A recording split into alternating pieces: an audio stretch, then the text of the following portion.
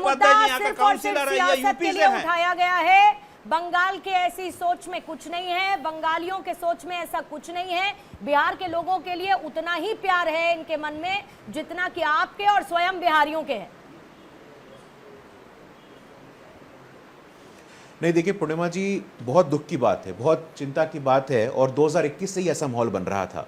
2021 का आपको बंगाल का विधानसभा चुनाव याद होगा, और उस विधानसभा चुनाव में जो माहौल बनाया गया था, बोयरो लोग जो बाहर के लोग हैं, उसके बाद क्या होता है, 2021 में ही बिहार के किशनगंज के एसएचओ की मॉब लिंचिंग कर दी जाती है। कहां कर दी जाती है? उत्तरी दिजनापुर में। उसके बाद आइए टीएमसी के गार्गा चैटर्जी, ये टीएमसी के ऑफिस बेरर हैं, मैं दोबारा बोल रहा हूं, टीएमसी के गार्गा चैटर्जी, जिस प्रकार संदेश खली में टीएमसी के ऑफिस बेरर शाहजहां के संरक्षण में संदेश खली में हिंसा अत्याचार की घटना हो रही थी, तो टीएमसी का पेट्रोनेज प्राप्त है। और ऐसा हम नहीं कह रहे हैं पूर्णिमा जी, ऐसा पश्चिम बंगाल की हाई कोर्ट ने कहा है। हाई कोर्ट का ऑब्जर्वेशन है, there is no rule of law in West Bengal. Bengal में कानून का शासन नहीं है। लेकिन पता है दुर्भाग्य क्या है? दुर्भाग्य यह है कि इस देश का संविधान है, ये देश का संविधान सिर्फ आपको चुनाव में याद आता है। इस देश के संविधान को कभी पढ़ने का प्रयास किया होता? इस देश के संविधान के पहले आर्टिकल में लिखा है, India is a union of state. किसी भी व्यक्ति को, किसी भी व्यक्ति को, पुलिसकर्मियों को हत्या हो जाता है, जहां पर पुलिस कर्मियों को हत्या हो जाए, लॉ एंड ऑर्डर के यूपी बिहार में जिस तरह से खराब है, बंगाल में नहीं है। बीच में नहीं, आपको पूरा समय मिला था सर, दूसरे की बात होने दीजिए पूरी, फिर आप अपना काउंटर रखिएगा, आपको दूंगी टाइम में। बोलिए गुरु प्रकाश पासवान। नहीं मैं बोल रहा हूं, ठीक है, बीच में नहीं, मैं बोल रहा हूं बंगाल के बाद नहीं बोल, यूपी के बाद बोले। ये सब कुछ नहीं होता तो आज आपसे सवाल नहीं पूछे जाते, ये तस्वीरें नहीं आती तो कोई आपसे सवाल नहीं पूछ रहा होता, और आपको अपना बचाव नहीं करना पड़ता। बोलिए पासवान साहब। नहीं बचाव नहीं कर रहा मैंने। नहीं देखिए, मैं इतना ही कहना चाहता हूं कि लगातार पश्चिम बंगाल में तृणमूल के संरक्षण में, टीएमसी के पेट्रोनेज में, टीएमसी के सर्वोच्च नेता क्या बोलती हैं?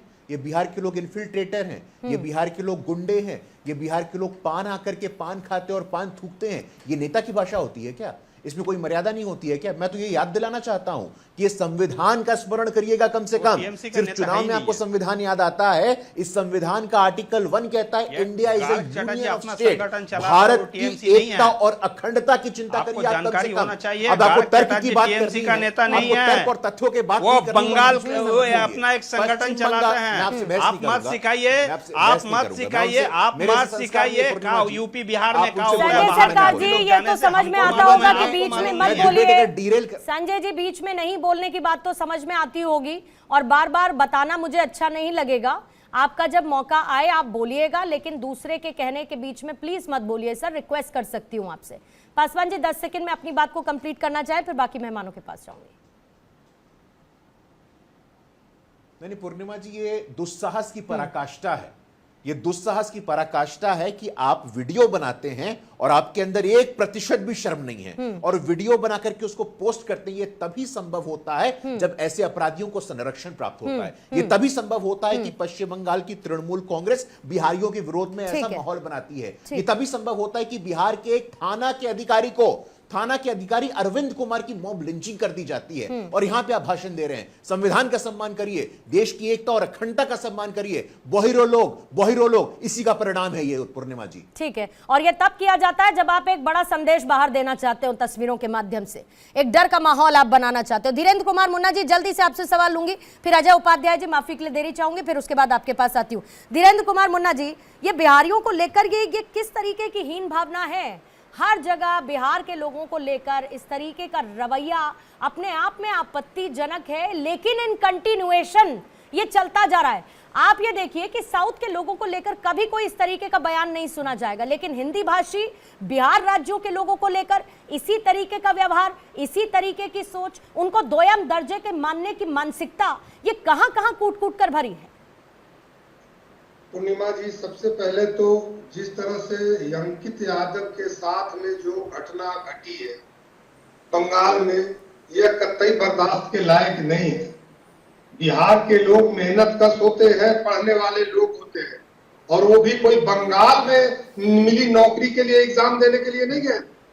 ये केंद्र सरकार की नौकरियां थी, केवल महज सेंटर वहां पड़ा था, लेकिन वहां पर जिस तरह से गुंडागर्दी किया जा रहा है लोगों के साथ में, कानून व्यवस्था पूरी तरह से ध्वस्त है। बंगाल को बांग्लादेश बनाने की दीदी की कवायद है। ये जिस तरह के इंडी गठबंधन का जितना भी स्टेट हो, वो देख लीजिए कि इसी तरह के भारत को टुकड़ों में बांटने की साजिश चल रही है। एकता में अनेकता वाला यह देश कहीं न कहीं अनेक तरह से टूटने का ये लोग प्लान बना करके और इस तरह की घटना को अंजाम देते हैं। कभी हमारे धर्म पर गाली दे करके, कभी हमारे लोगों पर अत्याचार करके, कभी हमारे सदन के बारे में कुछ और आपत्तिजनक टिप्पणी करके, तो इस तरह से नफरत फैलाने का एक साजिश इन लोगों के बीच में चल रहा है। उसी का ये नतीजा है कि आज अंकित यादव को बंगाल में जाकर के और कान पकड़ करके उठ बैठ करना पड़ा और उनके द्वारा लात और घूसा खाना पड़ा। यह कोई बिहार का नेता और कोई देश का नेता बर्दाश्त नहीं करेगा। लेकिन पूर्णिमा जी, अफसोस कब होता है जब इंडी गठबंधन के एक भी नेता एक शब्द नहीं बोलते हैं।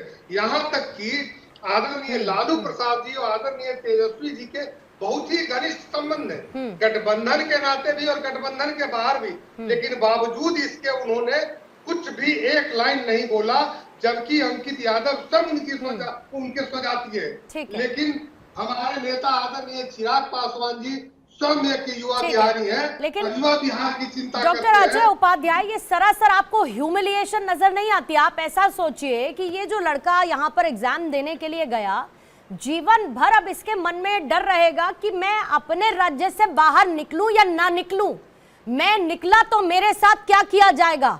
ये मेंटल ट्रॉमा, ये फिजिकल टॉर्चर इस लड़के के साथ जीवन भर रहेगा। राहुल गांधी क्या कहेंगे इस पर? और इंडिया गठबंधन की सोच क्या इतनी गिर चुकी है? अजय उपाध्याय जी।